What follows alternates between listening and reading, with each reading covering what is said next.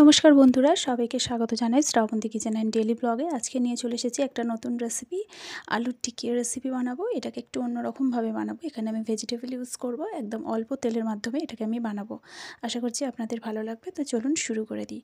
প্রথমেই আমি নিয়েছিলাম দুটো আলু, সেদ্ধ করে নিয়েছি। দুটো আলুকে সেদ্ধ করে মাঝখান থেকে হাফ করে কেটে নিয়েছি, খোসাটাকেও ছাড়িয়ে নিয়েছি। তো আলুটাকে একটা বাটির মধ্যে নিয়ে নিলাম, নিয়ে এবার এটাকে আমি ম্যাশ করে নেব।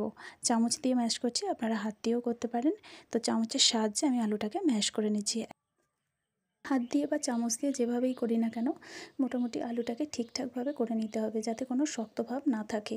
একদম পিওর ম্যাশ করে নেবেন, কোনো শক্ত ভাব রাখবেন না। আলু ম্যাশ করা হয়ে গেছে। এবার আমি কিছু ইনগ্রেডিয়েন্টস অ্যাড করব। প্রথমেই দিয়ে দিচ্ছি আমি ক্যাপসিকাম কুচি। এখানে আমি একদম অল্প পরিমাণে ক্যাপসিকামকে ছোট ছোট করে টুকরো করে নিয়েছিলাম। তারপরে দিয়ে দিচ্ছি টমেটো কুচি। একদম টমেটোটাকেও একদম ছোট ছোট পিস করেছি। এখানে আমি একটা ছোট মাপের টমেটো নিয়েছি। তারপরে দিয়ে দিচ্ছি আদা কুচি। একদম সামান্য পরিমাণে আদা কুচি দিয়েছি। আদাটা আপনারা চাইলে স্কিপ করতে পারেন, অনেকেই আদা কুচি পছন্দ করে না। তারপরে দিয়ে দিলাম দুটো কাঁচা লঙ্কাকে ছোট ছোট করে কেটেছিলাম। এবারে দিয়ে দিলাম জিরে গুঁড়ো, আর তারপরে দিলাম ধনে গুঁড়ো। জিরে ধনে দুটোই আমি বাড়তেই শুকনো খোলায় নেড়ে তারপরে গুঁড়ো করে নিয়েছিলাম। তারপরে দিয়ে দিলাম হাফ চামচ লঙ্কার গুঁড়ো। যদি বাচ্চাদের জন্য বানান তো অবশ্যই লঙ্কা গুঁড়োটাকে স্কিপ করবেন। এরপরে আমি দিয়ে দিলাম 1 চামচ বেসন, আর দিয়ে দিলাম হাফ চামচের মতো কর্নফ্লাওয়ার। আপনারা কর্নফ্লাওয়ার না দিয়ে শুধু বেসন দিয়েও করতে পারেন। এরপরে দিয়ে দিলাম স্বাদ মতো নুন, আর দিয়ে দিচ্ছি 1 চামচ গরম মশলার গুঁড়ো। আপনারা চাইলে এতে গোলমরিচের গুঁড়োও অ্যাড করতে পারেন। এবার আমি এটাকে হাত দিয়ে মেখে নিচ্ছি।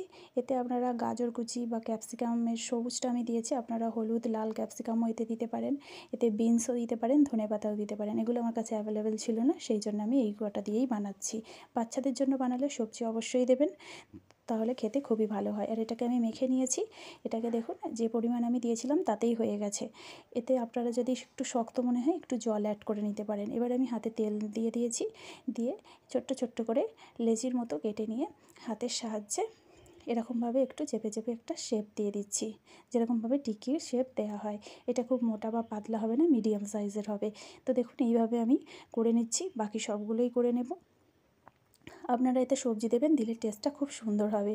এই জন্যই আমি সবজি দিয়ে বানাচ্ছি। আর বাচ্চারা তো সবজি খেতে চায় না, তাদের জন্য এইভাবে খাওয়ানো কিন্তু খুব সোজা হবে। আর দেখুন আমার সব কটাই বানানো হয়ে গেছে। এবারে আমি এগুলোকে ভাজবো। এগুলো ভাজার জন্য আমি কড়াতে একদম সামান্য পরিমাণে 1 চামচেরও কম তেল দিয়ে দিয়েছি। দিয়ে একটা একটা করে কড়াতে ছেড়ে দিচ্ছি। এটাকে একটু আঁচ খেতে দেবো, তারপরে এগুলোকে আমি উল্টে দেবো। একটু আঁচ খাইয়ে করবেন, আর ফ্লেমটা কিন্তু একদম লো টু মিডিয়ামে রাখবেন, কখনোই জোরে দেবেন না, তাহলে এটা পুড়ে যেতে পারে। তো দেখুন এবারে আমি এগুলোকে উল্টে দিচ্ছি, আর দেখুন এগুলো কিন্তু কালার চেঞ্জ হয়ে আসছে। এইভাবে একটু সময় দিয়ে দিয়ে ভাজবেন, খুব তাড়াতাড়ি করবেন না, তাহলে উপরটা লাল হয়ে যাবে কিন্তু ভেতরে কাঁচা থেকে যাবে। তো এবারে আমি আবার উল্টে দিলাম। তো দেখুন এর কালারটা কিন্তু আরও চেঞ্জ হয়ে আসছে। এইভাবে আমি এটাকে উল্টে পাল্টে ভেজে নেব। হঠাৎ করে কিছু খেতে ইচ্ছা করলে এরকমভাবে আপনারা এই রেসিপিটা বানিয়ে নিতেই পারেন, দেখবেন খুব ভালো লাগবে। সে আলুর পরোটা, আলুর বড়া, আমরা তো এগুলো খাই, কিন্তু একটু অন্যরকমভাবে এগুলো করে খেলেও দেখবেন ভীষণ ভালো লাগবে। আর বাচ্চাদের জন্য এটা খুবই টেস্টি আর হেলদি। তো আপনারা অবশ্যই এটাকে বাড়িতে ট্রাই করবেন। তো দেখুন এরকমভাবে উল্টে পাল্টে নিলাম, নিয়ে আমার ভাজা হয়ে গেছে। প্রয়োজনে অল্প অল্প করে আপনারা তেল ছড়িয়ে দিতে পারেন, চাইলে আপনারা এটা ঘি দিয়েও ভাজতে পারেন।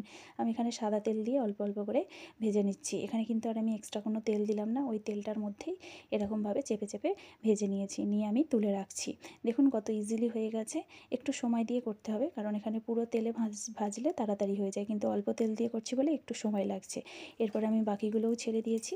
এগুলোকেও এবারে ঠিক একই প্রসেসে ভেজে নেব, উল্টে পাল্টে এরকমভাবে আঁচ খাইয়ে খাইয়ে ভেজে নেব। প্রয়োজনে একটু একটু করে তেল ছড়িয়ে দেব, দিয়ে ভাজবো। তো দেখুন এখানে আমি আরেকটু তেল দিয়েছিলাম, দিয়ে এরকমভাবে তেল থেকে ছেঁকে করে নিলাম। তো দেখুন কালারটাও চেঞ্জ হয়ে গেছে, একদম লাল কালার এসে গেছে। কত ইজিলি আমি এই রেসিপিটা বানিয়ে ফেললাম। আপনারা অবশ্যই এটা বাড়িতে ট্রাই করুন, এটা কিন্তু খেতে ভীষণ ভালো লাগবে। আর এই বর্ষার দিনে বা সন্ধ্যেবেলা স্ন্যাক্সে বাচ্চাদের টিফিনেও কিন্তু ভীষণ ভালো লাগে। গরম গরম পরিবেশন করুন আলুর টিকিয়া রেসিপি। এটা কিন্তু পিওর ভেজিটেরিয়ান, এখানে আমি কোনো পেঁয়াজ আদা রসুন কোনো রকম কিন্তু ব্যবহার করিনি। যারা আমরা নিরামিষ খাই তাদের জন্য একদম পারফেক্ট, আর বাচ্চাদের জন্য তো অবশ্যই সুস্বাদু খাবার। শুধু বাচ্চাদের জন্য যখন বানাবেন লঙ্কার গুঁড়োটাকে অ্যাভয়েড করবেন। তো আপনারা অবশ্যই এটা বাড়িতে ট্রাই করুন, আর কমেন্ট করে জানাবেন যে কেমন হয়েছে।